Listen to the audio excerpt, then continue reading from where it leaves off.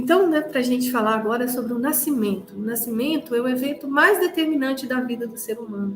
William Emerson, né, que é considerado, então, como comentei com vocês, ele que estruturou o campo da psicologia pré-perinatal, ele diz que o momento do nascimento é o evento mais marcante da nossa vida.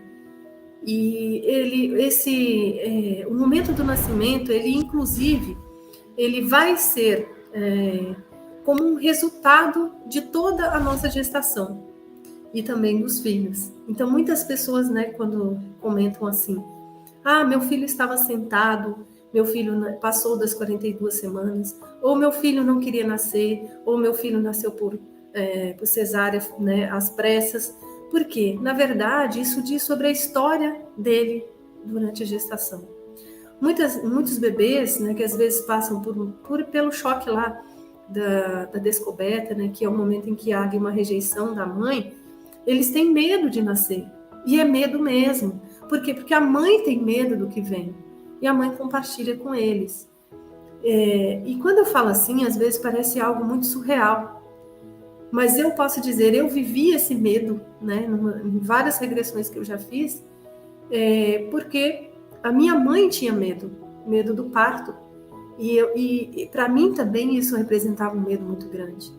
Então, muitos bebês às vezes não querem nascer. Eles ficam sentados, ou ficam virados, ou a mãe não tem a dilatação, porque de alguma forma há uma comunicação entre o bebê e a mãe, e aquele medo que é do bebê se confunde com a mãe, e o corpo da mãe reage ao medo do parto, e aí o corpo da mãe se fecha para aquele processo que seria natural.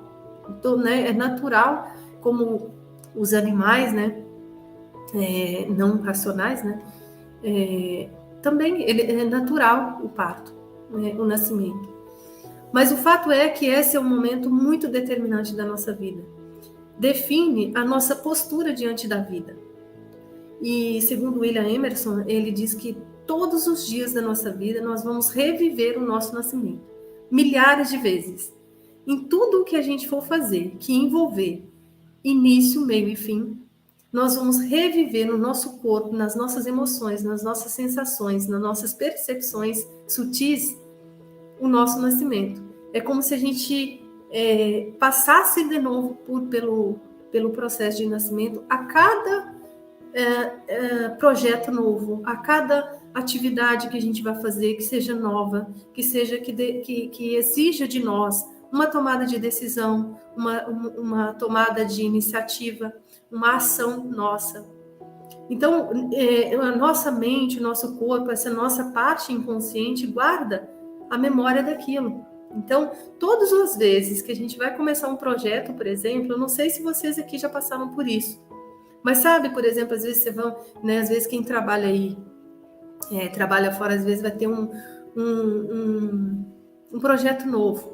E aí sente aquele frio na barriga, sente às vezes um apertar no peito, sente medo, e é o frio na barriga do momento do nascimento, é o medo, porque tudo todas essas experiências posteriores vão comunicar com aquilo que aconteceu lá naquela primeira experiência nossa que envolveu algo novo, algo que exigia uma postura nossa de tomar a iniciativa de nascer, de tomar a iniciativa de virar, de se colocar na posição de nascer e de fazer todo o processo, os movimentos e passar ali pela finalização daquele processo, que é o processo então de nascer. Então aqui, se a gente falar, por exemplo, né, de gestação, de partos que são induzidos, partos que são forçados, de fórceps, de vácuo, né, a vácuo, a cesariana, né, a gente vai entender muito sobre, por exemplo, aquele sentimento que a gente tem ou que os filhos têm de não querer experimentar coisas novas, de não ter iniciativa, de querer ajuda para qualquer coisa que vai fazer, né, de sentir, né, como se houvesse um medo de começar as coisas, um medo de concluir as coisas, que às vezes o parto começa, né, o nascimento começa pela decisão do bebê, que é a primeira decisão dele, inclusive. Na verdade, a gente diz que é a segunda, porque a primeira é a decisão de vir para a vida. E a segunda é a decisão sobre o momento que a gente vai nascer e como a gente vai nascer. Então, muitas vezes, quando a gente precisa tomar uma decisão, vem aquele medo, vem aquele desconforto, porque lá atrás, às vezes, a gente tomou a decisão, né? No caso, a depender do tipo de parto, vai imprimir em nós uma percepção da vida, dos desafios, dos projetos novos, das atividades que a gente vai fazer. E assim é exatamente igual com os filhos. E ali é quando a gente experimenta a ideia de capacidade de fazer as coisas e de poder tomar decisão, autonomia. E às vezes muitas mães, né, elas reclamam que os filhos não tomam iniciativa, que os filhos parecem que não gostam de nada, não querem nada, ou que não fazem nada sozinho, que precisam de ajuda para tudo. Mas quando a gente vai ver, diz sobre a história de nascimento. Às vezes um parto cesariano agendado, né, em que o bebê estava lá, às vezes, dormindo, e de repente ele é manuseado para tirar, né, de lá, daquele lugar onde ele estava simplesmente dormindo, ou ele estava, como o meu filho já falou várias vezes, né, algumas aqui que me acompanham já sabem sobre a fala que o Miguel, né, um dia a gente estava ali, ele viu o vídeo do nascimento dele e ele falou: mamãe, eu não gostei porque não era a hora ainda. Eu não queria nascer nessa hora. E aí eu falei para ele, né, assim, claro, ele é uma criancinha pequenininha ainda, eu não entendi muito o assunto, mas eu falei: meu amor, não era a hora ainda? Não, mamãe, não gostei. Não era a hora. E hoje eu vejo no comportamento dele, por exemplo, se a gente está num lugar, se eu chamo ele para ir embora, ou se eu chamo ele para fazer, é como se ele estivesse resistindo, sabe? Não é a hora, eu não quero ir agora. Não é agora. E isso, às vezes, a gente fica, né? Às vezes a gente entende que é uma implicância da criança, ou é uma resistência, ou é algo apenas coisa de criança. Mas quando a gente olha para um adulto e vê o adulto relatando ali exatamente as mesmas dificuldades, a gente entende que não é coisa de criança. Que não é coisa da fase, que não é coisa que vai passar. Não vai passar, a não ser que a gente cuide daquilo. Então, por exemplo, né? Há pouco tempo eu atendi uma jovem que ela tinha muito medo de iniciar qualquer coisa. Inclusive, ela estava para sair da casa da mãe dela e era realmente um verdadeiro parto. E aí, quando a gente foi, né, falar sobre a história dela, ela nasceu por fórceps. Então, assim, tudo é como se ela tivesse que ser puxada, arrancada, forçada a fazer as coisas.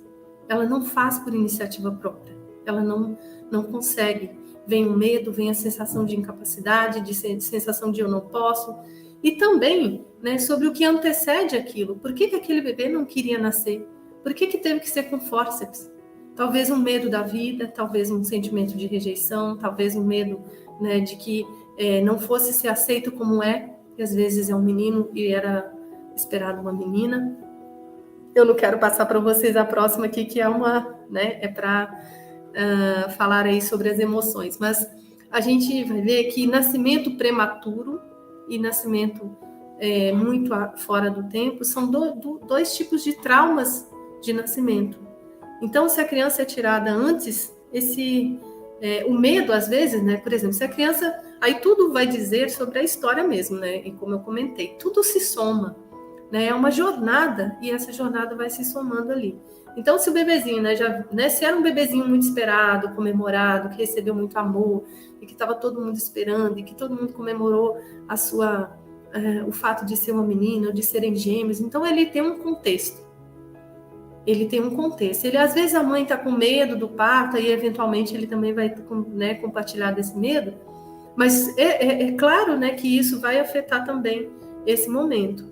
Agora, imagina uma criança que passa, né, pela rejeição, né, do gênero, pelo choque, né, do gênero. Às vezes a mãe viveu um estresse, algo muito, né, e às vezes a mãe teme a vida posterior, a vida que ela vai ter depois do bebê nascer. Então, é como se também ele temesse. É como se ela também temesse esse pós-nascimento.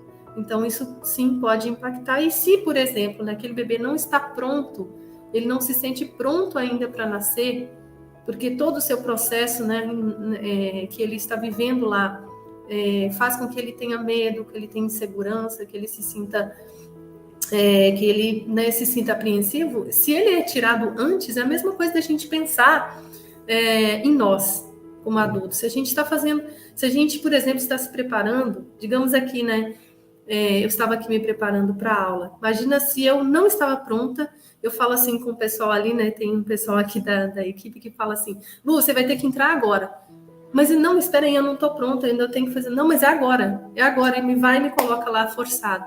É claro que eu vou me sentir mal, e é claro que isso vai impactar, inclusive, toda a aula, né? Então, vai impactar toda a vida, porque esse sentimento vai estar lá, esse sentimento vai estar ali, é algo muito profundo, gente, porque é o momento em que as conexões neuronais estão sendo formadas, né? O cérebro nem pronto está ainda, então aquilo impacta muito mesmo, impacta, a gente diz assim que os traumas, eles nos afetam na nossa alma mesmo, a gente fala que eles são de raízes profundas. E os traumas de gestação e nascimento são mais profundos ainda, porque eles ficam impregnados nas células, né? No corpo físico, nas células, na energia, e muito na parte mais na nossa base mesmo. Então, ele impacta tudo na nossa vida depois.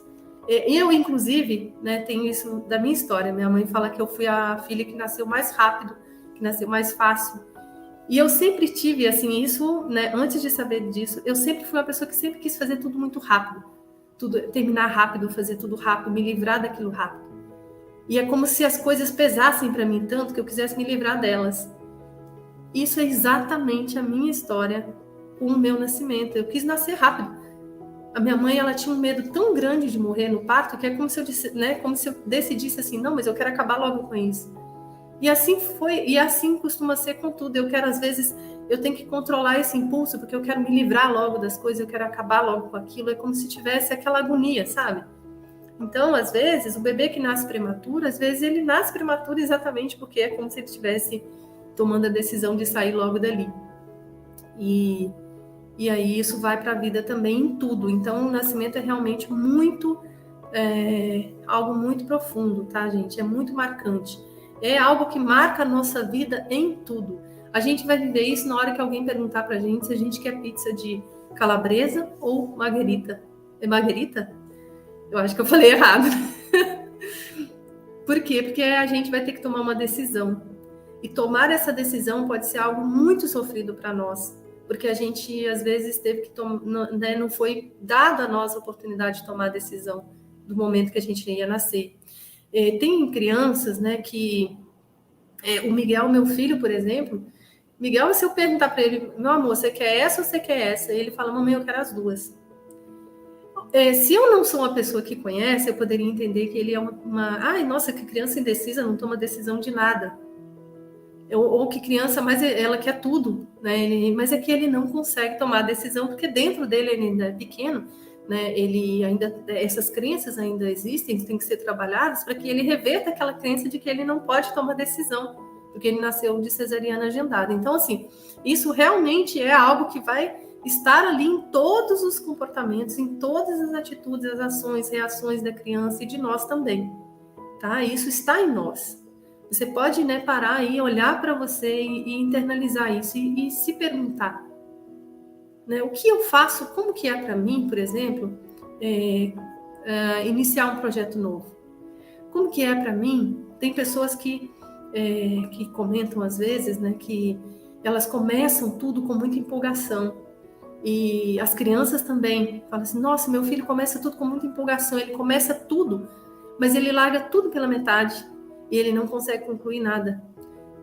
Muitas vezes a gente vai entender que isso aí tem a ver com o nascimento, em que ele começou o processo e no meio teve uma intervenção e aí ele, né, por exemplo, começa um nascimento natural e aí, de repente, por alguma complicação, eventualmente da mãe emocional, que tem relação aí com o seu corpo, responde às suas preocupações emocionais, tem uma complicação, e aí tem que interromper o processo que é natural para ele, e tem que vem uma intervenção, vem manuseio, vem a retirada dele, ou seja, ele começa com uma empolgação, feliz, porque ele está fazendo algo que é importante, e de repente vem uma intervenção e aí ele não consegue concluir. E aí acontece isso muito com as pessoas. E muitas vezes, né, o que acontece também é de isso estar associado a muita raiva, muito ressentimento, é como se é uma mágoa, né? Todas essas informações, essas vivências intrauterinas, elas deixam, se elas trazem essas informações negativas, né? Que a gente fala negativas porque são associadas à dor, a sofrimento, normalmente elas ficam também associadas a uma mágoa, né? Então, a criança que, por exemplo, teve um nascimento forçado, em que não houve esse respeito do momento dela e do jeito dela que ela queria nascer, ela traz essa mágoa, e às vezes é uma criança contestadora, que não aceita nada, que você, não, né, você oferece para ela uma coisa ela não quer, mas ela também não quer a outra. Né? Inclusive, é muito interessante porque eu estou falando do Miguel porque é uma criança que, para mim, né, eu convivo com ele diariamente, eu vejo isso diariamente nele. Às vezes eu falo assim, se eu tiver duas coisas, eu falo assim, Miguel, você quer a branca ou a preta? Aí ele fala, qual que você quer, mamãe? Se eu falar que eu quero a branca, ele vai dizer, não, mamãe, essa é a minha. Se eu falar que eu quero a preta, ele vai dizer, não, mamãe, essa aí é a minha, você tem que escolher a outra. É como se, assim, olha, eu tô com muita raiva mesmo, porque vocês não me deixaram escolher, e agora eu sou do contra, e tudo que falar para mim eu quero ser do contra, porque existe essa mágoa. Então, isso tem muita relação com os temperamentos e os comportamentos desafiadores. Contestador, resistente, teimoso, né, que às vezes não quer aceitar a ordem, não aceita cumprir combinados, não segue regras, não segue combinados, porque, né, tá ali, a mágoa está presente. Por isso que quando a gente, né, quando a gente vai trabalhar com as crianças, às vezes muitas mães relatam imediatamente uma mudança muito grande. Por quê? Porque quando vocês já perceberam, né, que quando a gente tem uma mágoa e ninguém está dando atenção para a mágoa, a gente está ali, né, querendo colocar a mágoa para fora, a gente está, às vezes, se comportando de forma agressiva. Quando alguém fala assim, ei, espera aí, eu sei o que você passou. Eu sei o que você está sentindo. A gente relaxa, não é? Então, às vezes, a criança muda o comportamento exatamente por causa disso, porque a mágoa foi acolhida. Mas quando isso não acontece, né, os comportamentos vão formando padrões, reforçando, ao ponto de depois ficar irreversível. Né? E às vezes a gente vê esses adultos birrento, adulto teimoso, adulto contestador, adulto que é o do contra. E no adulto a gente às vezes, né, é o jeito dele. E com as crianças a gente sofre muito. E normalmente, né, o que acontece é que isso, né? Isso está por trás. E às vezes, como eu comentei, às vezes não, sempre vai estar relacionado também à nossa história, né? Ao que acontece conosco, como mães. Mas vamos passar aqui, eu quero compartilhar aqui com vocês agora essa tela aqui, e eu quero que vocês me digam também o que vocês sentem. Olha esses bebezinhos aí nascendo, né? Como que eles se sentiram quando eles nasceram? Né, esses bebezinhos aí recebidos com muito acolhimento, com muito carinho. E aqui, gente, não façam julgamento. Não se julguem, não se culpem, não se punam por nada, tá? Aqui é só mesmo para a gente trazer isso para a consciência do corpo. O que vocês sentem quando vocês olham para essas imagens aí? Parecem acolhedoras, né? E agora, gente, eu quero que vocês tenham bastante compreensão comigo, porque eu não sou defensora de bandeira nenhuma, tá? Defensora de bandeira nenhuma. Eu sou apenas aqui para trazer para vocês as informações. Então, eu quero que vocês pensem na diferença dessas imagens, né? Olha só o que acontece com esse bebezinho aqui do canto superior direito ali. O que esse bebezinho, né, está sentindo? Será que ele sente a mãe? Será que ele está se sentindo em paz, tranquilo, seguro? Ele tem médicos manuseando, ele tem a mãe, né, separada dele por um plástico ali.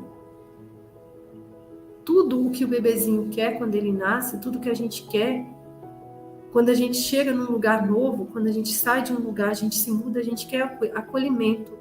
a gente quer estar com alguém que ama a gente quer a mãe. E olha o que acontece, né? E olha esse bebezinho também sendo ali retirado, né? Todo torto, meio com um monte de gente manuseando, o médico pegando. E essa distância da mãe. E aqui, né, como eu disse, não é uma questão de a gente condenar a cesariana ou condenar qualquer tipo de nascimento, não. É apenas de a gente saber o que se passa, o que acontece. Eu tive meu filho por cesariana também. E teria novamente por cesariana, porque realmente tinha uma necessidade ali de que fosse, né, assegurada a integridade dele e minha. Mas olha a diferença, né? Olha esse bebezinho aqui, a carinha dele, né, o rostinho dele, esse da direita aqui abaixo.